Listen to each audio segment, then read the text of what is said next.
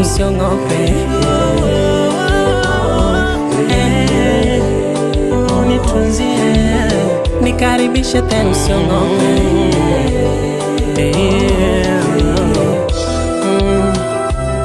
Anaitwa Kewil. Asante sana producer.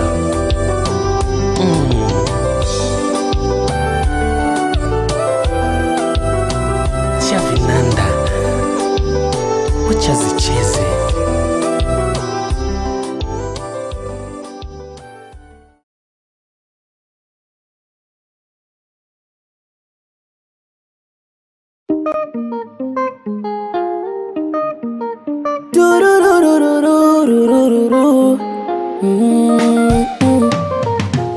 Kama mapenzi ni uchawi umeniendea ngende, mana naisi nimezaliwa nije nikupende. Yangu anipakavu umeota mtende, wa ubani wa ubavu sema wapi twende.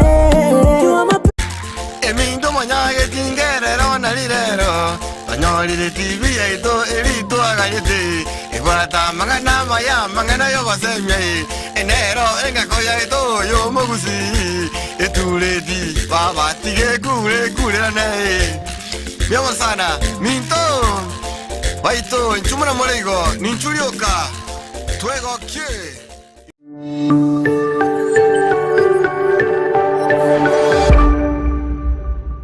see them, and of course every day sees progress. The president also pledged to fight corruption and promote transparency, and as well as strengthen national security and protect Kenyans. In that address, the president promised to promote national unity and cohesion as well. Those were some of the highlights of the speech that the head of state did give before Parliament on 29th of September 2022 when he was opening the 13th Parliament. That sitting was broadcast also on this channel, the Parliamentary Broadcasting Unit. This afternoon, a lot is expected. The President is expected to speak to a number of issues, especially those that are touching on the lives of Kenyans, such as the high cost of living. Of course, Kenyans are expecting the head of state to address this, that he will have the opportunity to outline his government strategy to tackle the rising cost of food and fuel, as well as other essential goods. Now, this is a pressing issue for Kenyans, and the president's address will be closely watched for concrete measures to address the high cost of living. Kenyans do also expect the head of state to address economic transformation and inclusive growth. The president they expect him to reiterate his commitment, really, to his bottom-up economic agenda, which aims to empower small businesses and farmers as well. They may also announce new initiatives, if they are there, to boost economic growth and create jobs. The economic transformation and inclusive growth is part and parcel of the plan. This is the manifesto of the Kenya Kwanza government, which it is anchoring the first term on. The country also do expect the head of state to address matters food security and agricultural transformation. Now, with Kenya facing food insecurity due to the prolonged drought, which has been quelled so far by the rain which has been pounding the country, really did expose the country to a number of challenges. Now, the president is expected to address the government's plan to increase agricultural productivity and ensure food security for all Kenyans. These are some of the expectations that Kenyans are having of this State of the Nation address. It heavily borrows from what has been seen in the past. past. Of course, the president will eventually address the country on the issues that he feels are important to the country. Also, a number of Kenyans expect the head of state to address healthcare and universal health coverage. The president may announce progress, for example, on his government's plans to expand access to healthcare and achieve universal health coverage. We did see during the commemoration of the Mashujaa Day in Eldoret, in Kericho, I beg your pardon, the president did officially launch the universal health coverage, where he flagged off a number of health promoters who are going to be walking into the communities to ensure that everyone is having access to healthcare. The country also do expect the head of state to address issues such as the digital superhighway and the creative industry. He may highlight his administration's efforts to promote the growth of the digital economy and the creative industries. This is part and parcel of the manifesto of the Kenya Kwanza administration, and through the Ministry of Information, Communication and the Digital Highway, we have seen a number of steps which have been taken to achieve this. Perhaps the head of state will be updating the country on the status of this agenda and what direction perhaps it is going to take in the coming months as well as the coming years.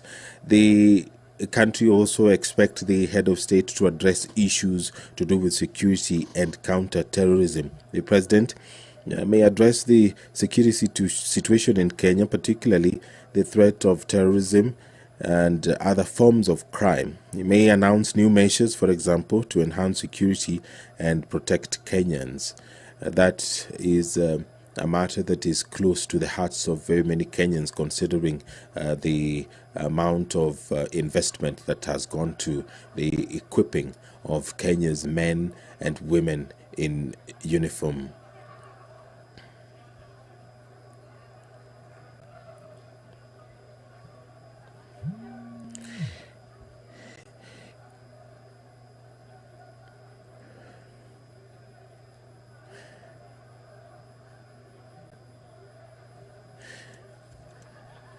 If you're just joining us, this is a special broadcast of the parliamentary business.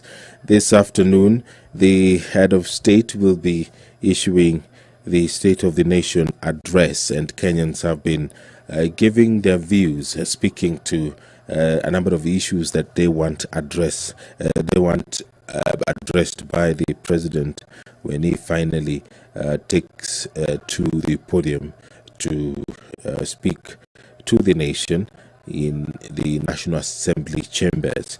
And Kenyans are also hoping that the president will address national unity and cohesion, that he's likely to call for national unity and cohesion, and urging Kenyans to work together to build a stronger and more prosperous nation.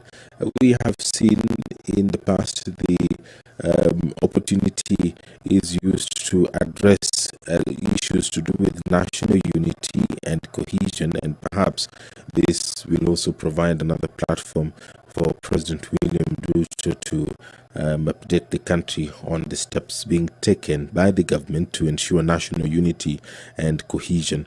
It is also worth noting that already there is a plan which is underway, spearheaded by the parliament, that